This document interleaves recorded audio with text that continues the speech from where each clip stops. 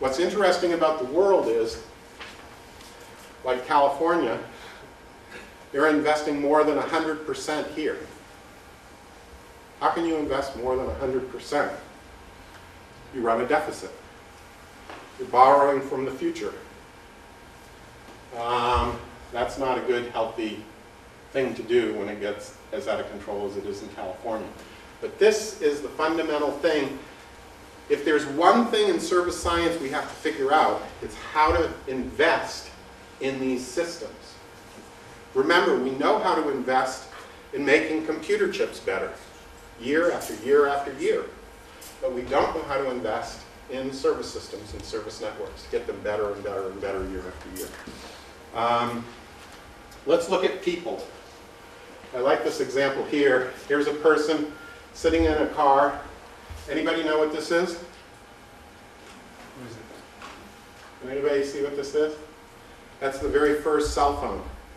This guy's making the very first cell phone call from a car. He had to have the top down and an antenna. This is the first telephone call from a car. Now we see up here a person with a little mini computer in the car with a cell phone. So people are, as service systems, we're getting more and more sophisticated technology to help us do. We invest in technology. But look at this quote. All the information workers observed experienced a high level of fragmentation in the execution of their activities. People averaged about 3 minutes on a task and 2 minutes on an electronic device or paper document before switching tasks. How do we create more value? We do more, faster, faster, faster, faster. But it leads to, and we use technology to help us do things faster. But it leads to this fragmented lifestyle. So here's a service science problem right here of how do you improve the human as a service system to help them deal with this fragmentation from multitasking. Here's another service system. Families. Where do you spend most of your time? Where do your kids spend most of their time? You spend it in your house, in your home. You've got role specialization. Technology does change, again. One of my favorite things, quote on an IBM website is this.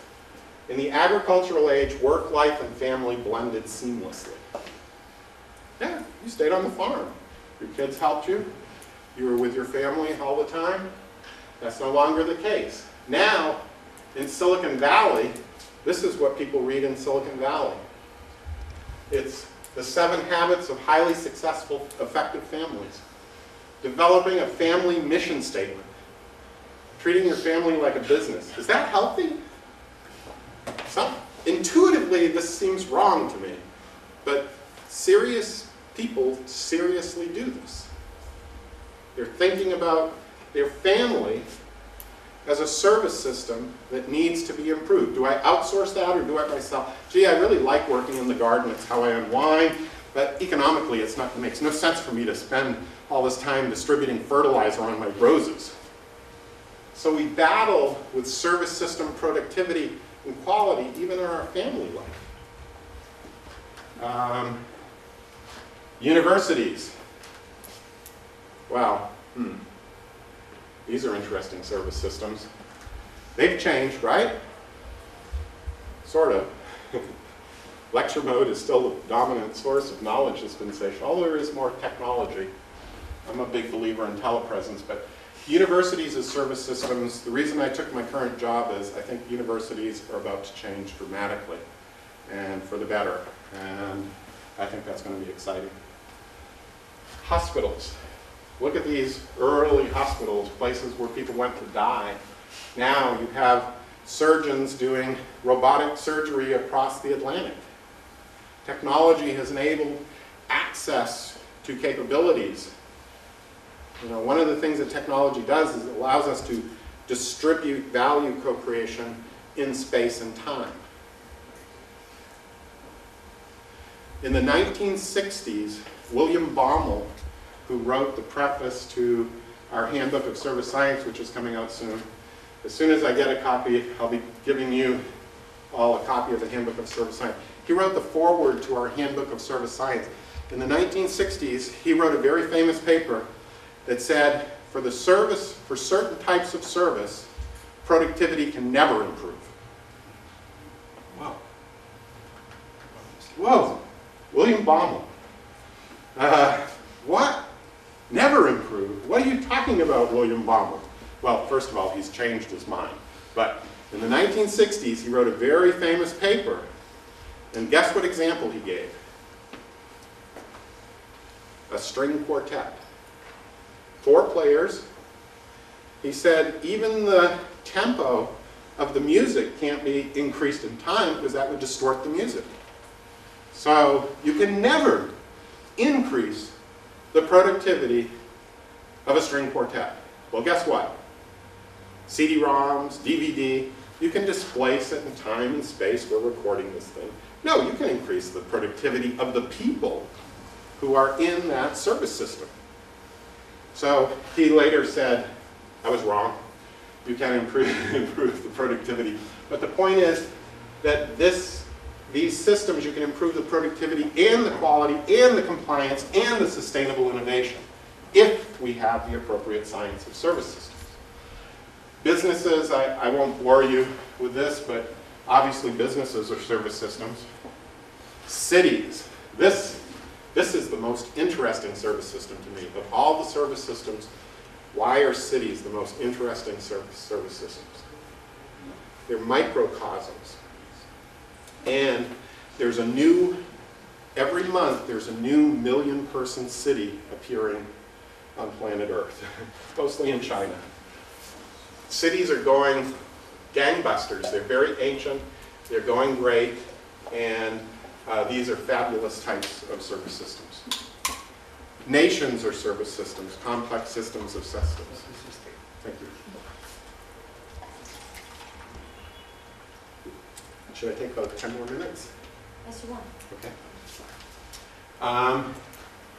Now let's go to some pedestrian ones. Nation, that's pretty grandiose, but it is a service system. It's a system of systems. Call centers are service systems that IBM cares about. There's wonderful literature on how to improve call centers, most of it ignored. Data centers are service systems.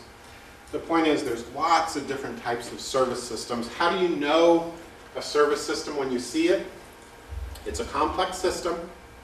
There are people inside it, and it's serving customers. If you've got a complex system, people inside, technology, it's a service system. And we identify 4 fundamental types of resources in service systems. There are physical resources like people, technology, and nature. There are non-physical resources like organization and information. Some of them have rights, and some of them don't have rights.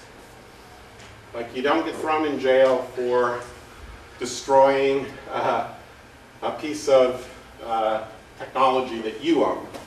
If you destroy somebody else's piece of technology, you don't get thrown in jail for destroying the technology per se. You violated the rights of that person. Let's say somebody has a car and they want it destroyed and you destroy it. That's okay, because you did it with the agreement of the person that owned the technology. But basically, this is the 4 fundamental types of resources, and they're constantly being reconfigured by service systems. So things that people used to do, well, we can invent a technology to do it. Things that a single craftsperson used to do, well, we can invent an organization that does it with greater reliability and scale. So we're constantly moving things around. And we can even go the other way. Sometimes we put a technology in, but people started complaining it was impersonal. We can put people back in. So there's constant reconfiguration of these resources in a service system. And this is what's kind of fascinating to me, is it's these access rights. Whether you own it, you lease it, you share it, or you have privileged access to it, changing those access rights is how we create a lot of new service. And technology allows us to change those access rights. For the airline industry to really take off, when people landed in a strange city, they needed, something better than carrying cash. Credit cards came along. They needed transportation. Rental cars came along. All of those services were enabled by higher degrees of lease contract